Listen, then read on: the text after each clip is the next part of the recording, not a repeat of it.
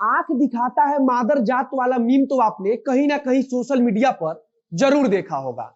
आप जब भी इससे जुड़े किसी मीम को देखते होंगे तो आपको हंसी भी खूब आता होगा।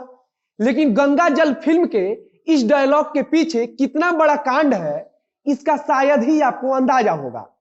आप गंगा जल फिल्म वाले उस असली घटना के बारे में शायद कभी सुने भी नहीं होंगे, जिसे भागलपुर आंख फोड़वा कांड के नाम से जाना जाता है। नाम से ही आपको इतना अंदाजा तो हो ही गया होगा कि इसमें आंख फोड़ने के बारे में जिक्र हो रहा है। आज भागलपुर के आंख फोड़वा कांड का जिक्र हम सिर्फ इसलिए कर रहे हैं क्योंकि इस कांड में जितने लोगों ने अपनी आंखें गंवाई थी उन सबको अदालत ने मासिक पेंशन देने का आदेश दिया था, लेकिन सरकार अब इस पेंशन को भी देने में असमर्थ है। पेंशन की राशि 2019 के नवंबर से ही बंद है और जो भी पीड़ित हैं वे दर दर भटकने को मजबूर हैं।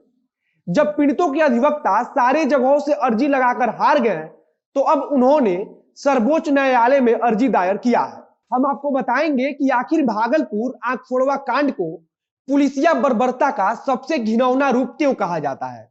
इस कांड की पूरी कहानी बताएंगे और यह भी बताएंगे कि जो पीड़ित आज भी जीवित हैं वे किस कदर दर दर भटकने को मजबूर हैं। आगे बढ़ने से पहले अपना परिचय दे दूं। नमस्कार, मेरा नाम है मोहित कुमार सिंह और आप देख रहे हैं जनता जंक्शन। कहा जाता है कि हर सिक्के का दो पहलू होता है और कुछ ऐसा ही भागलपुर आंख फोड़वा कांड का भी था। भागलपुर का आंख फोड़वा कांड 1980 के बिहार का बेहतरीन उदाहरण है, जहां बाहुबलियों का बोलबाला था और पुलिस यह जानते हुए भी कि यह व्यक्ति अपराधी है लेकिन उसका बाल बांका भी नहीं कर पाती थी। सबसे पहले बता देते हैं कि इस घटना में आखिर हुआ क्या था। दरअसल 1980 के दशक में भागलपुर अपराधियों से पटा पड़ा था। कब किसकी हत्या हो जाए और कब किसकी बेटी घर से उठा ली जाए इसका कोई ठिकाना नहीं रहता था। इस घटना का एक पीड़ित बताता है कि वह 6 अक्टूबर 1980 को अपने पचरुखी खेत से भागलपुर अपने घर जा रहा था। रास्ते में पुलिस ने उसे रोककर हिरासत में ले लिया। पुलिस ने उस दिन इसके अलावा अन्य कई लोगों को भी हिरासत में लिया था।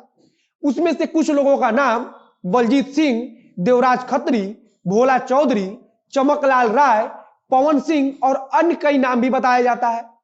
उस दिन रजौन थाने में 9 लोगों को गिरफ्तार कर लाया जाता है।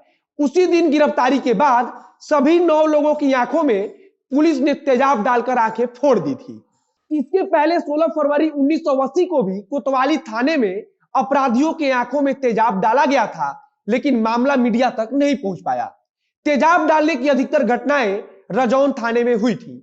मौजूदा समय में यह रजौन बांका जिले में पड़ता है। उस समय 1979 से लेकर 1980 के बीच पुलिस ने कुल 33 लोगों को पकड़कर उनकी आंखों को फोड़ दिया था। पुलिस के मुताबिक वह सब आदमी खूंखार अपराधी थे। पुलिस ने जिस गुप्त ऑपरेशन गंगा जल को चलाकर इन सभी की आंखों को फोड़ा था वह 1980 के अंत तक धीरे धीरे राष्ट्रीय मीडिया में पहुंचने लगा था। पुलिस विभाग ने जिस गुप्त ऑपरेशन का नाम ऑपरेशन गंगा जल रखा था उसकी चर्चा अब अंतरराष्ट्रीय स्तर पर भी शुरू हो गई थी। अंतरराष्ट्रीय स्तर पर इसे ब्लाइंडिंग केस के नाम से जाना जाता है। उस वक्त भागलपुर के एसपी बीडी राम हुआ करते थे। हमने शुरू में ही कहा था कि हर सिक्के का 2 पहलू होता है।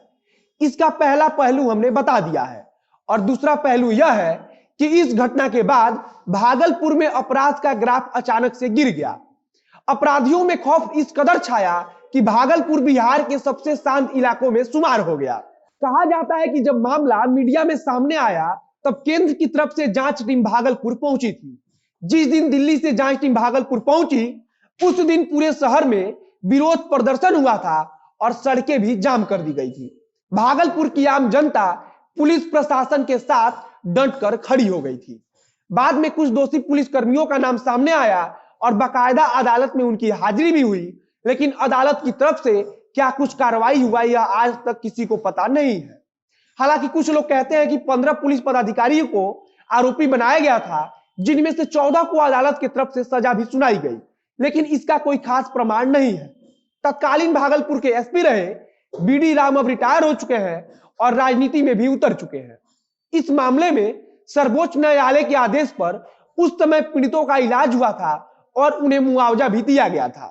40 साल पहले अदालत ने 750 रुपया प्रति माह पेंशन देने का ऐलान किया था, जो अब इन पीड़ितों के पास नहीं पहुंच रहा है। इसी को लेकर अब पीड़ितों के अधिवक्ता ने सर्वोच्च न्यायालय का दरवाजा खटखटाया है। उम्मीद है कि अब आप भागलपुर का आग फोड़वा कांड और ऑपरेशन गंगा जल को समझ चुके होंगे। फिलहाल इस वीडियो में बस इतना ही। वीडियो अच्छा लगा हो तो शेयर कीजिए, फेसबुक पर देख रहे हैं तो पेज को लाइक कीजिए, यूट्यूब पर देख रहे हैं तो चैनल को सब्सक्राइब कीजिए। बाकी स्क्रीन पर जो डोनेशन की जानकारी दिख रही है उसके माध्यम से आप हमारी मदद जरूर करें। मिलते हैं फिर बहुत जल्द अगले वीडियो में। कैमरे के पीछे खड़े हैं वरुण झा और मैं मोहित कुमार सिंह। धन्यवाद।